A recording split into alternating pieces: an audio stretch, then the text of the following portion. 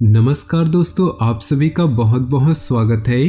ये जो राशि हम बता रहे हैं सूर्य राशि के अनुसार बता रहे हैं। पाश्चात्य ज्योतिष में भविष्य देखने के लिए सूर्य राशि का प्रयोग किया जाता है। दोस्तों, आज के इस वीडियो में हम बात करने वाले हैं 13 और 14 जून के आपकी राशि के महाराशि फल के बारे में।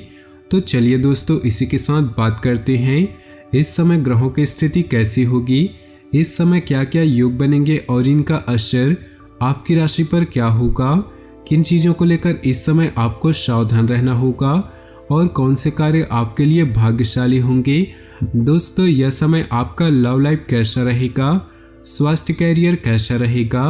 दोस्तों, इन दिनों में आपका पारिवारिक जीवन, आर्थिक स्थिति और धन को लेकर स्थितियां कैसी व्यतीत होंगी, इन सभी की महत्वपूर्ण जानकारियां देंगे।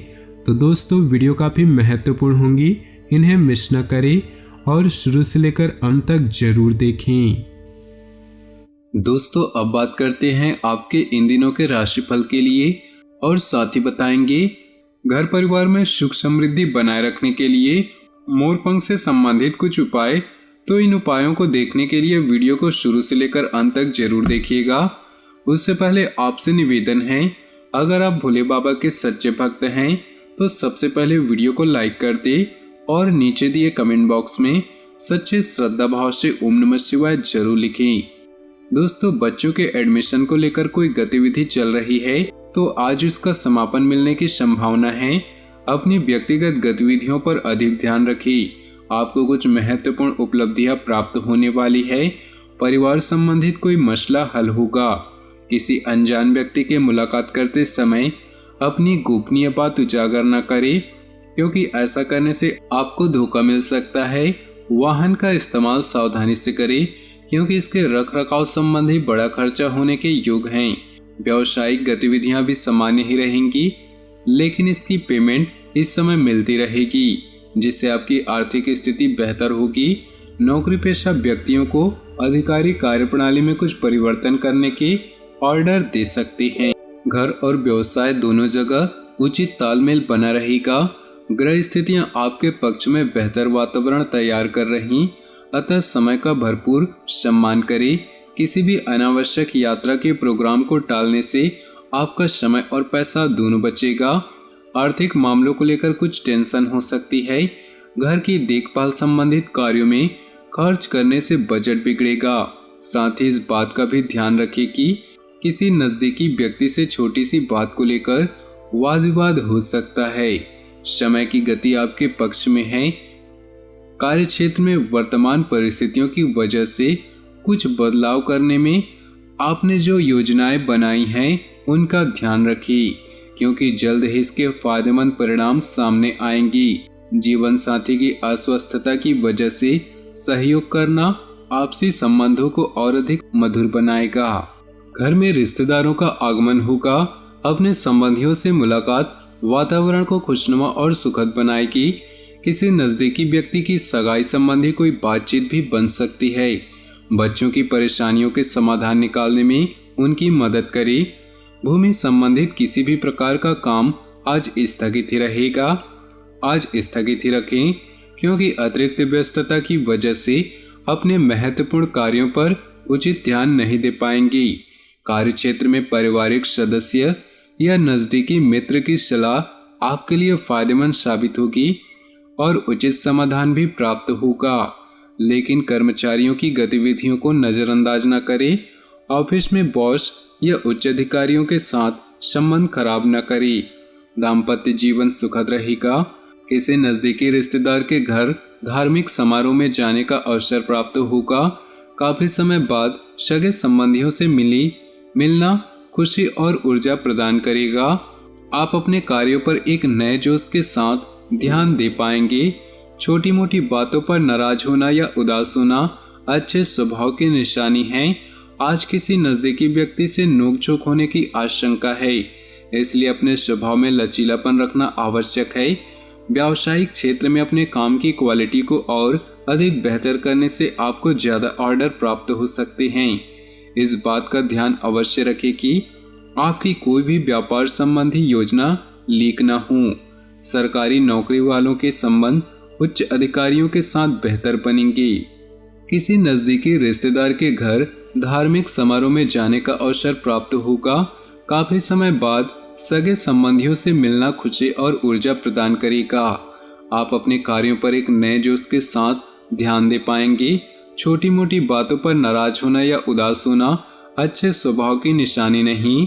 आज किसी नजदीकी व्यक्ति से नोकझोंक होने की आशंका है, इसलिए अपने स्वभाव में लचीलापन रखना आवश्यक है।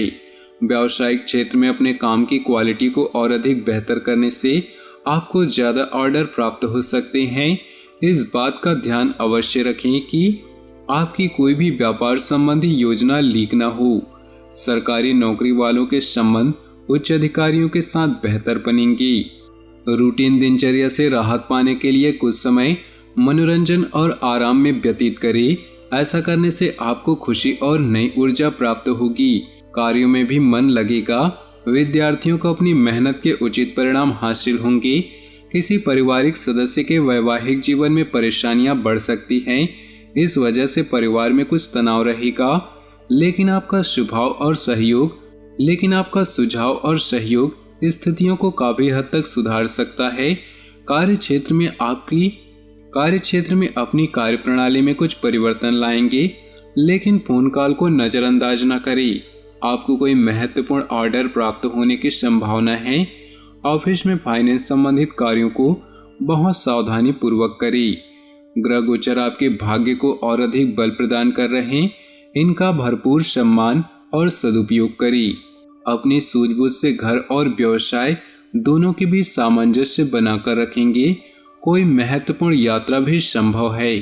पुरानी नकारात्मक बातों को छोड़कर वर्तमान में अपना ध्यान केंद्रित रखें, क्योंकि इनकी वजह से किसी प्रिय व्यक्ति से संबंध खराब हो सकते हैं। अपने गुस्से और कड़वी वाणी पर भी अंकुश लगाकर रखें।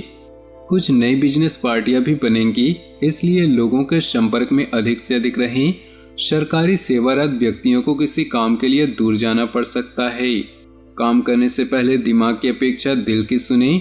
आपकी अंतरात्मा आपको अच्छी सूझबूझ और सोच विचार की क्षमता प्रदान करेगी।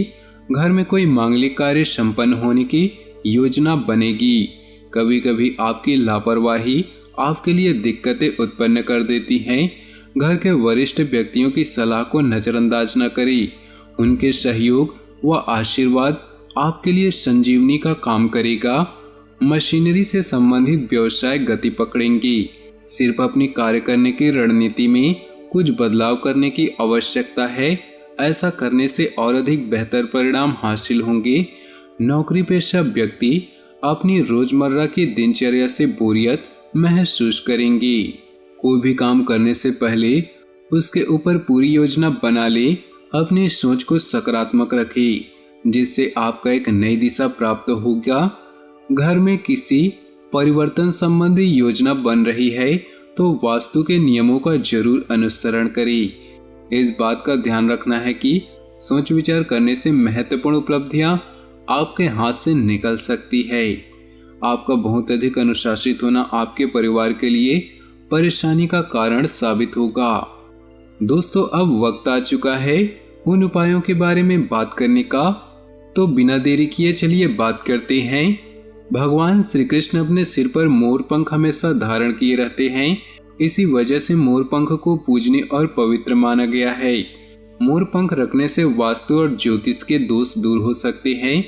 तो चलिए जानते हैं पहला उपाय। मोर पंख को घर में किसी ऐसी जगह रखना चाहिए जहां से वह आसानी से दिखाई देता है।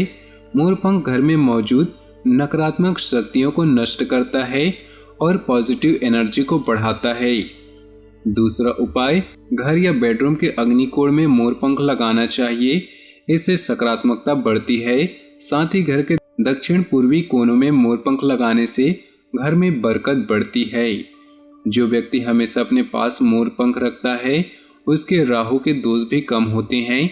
साथ ही मोर पंख के असर से व्यक्ति का आकर्षण भी बढ़ता है। सरस्वती माता की कृपा पाने के लिए विद्यार्थियों को हमेशा अपने साथ मोर पंख रखना चाहिए। इससे पढ़ाई में लाभ मिलता है। घर के मुख्य द्वार पर अगर कोई वास्तु दोष हो तो द्वार पर 3 मोर पंख लगाएं पंख के नीचे भगवान गणेश का चित्र या छोटी प्रतिमा स्थापित करने से वास्तु दोष दूर होते हैं। मोर का प्रिय आहार सांप है, इसलिए सांप मोर से डरते हैं और ऐसी जगह नहीं जाते जहां मोर पंख दिखाई देते हैं। इसलिए घर में मोर पंख रखने से सांप का भय भी नहीं रहता। भगवान श्री कृष्ण को मोर पंख चढ़ाएं, इस उपाय से भगवान श्री कृष्ण की कृपा मिलती रहेगी।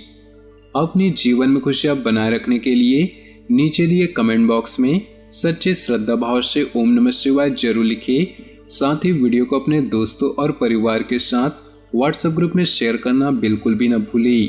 आपका दिन शुभ हो, मंगलमय हो।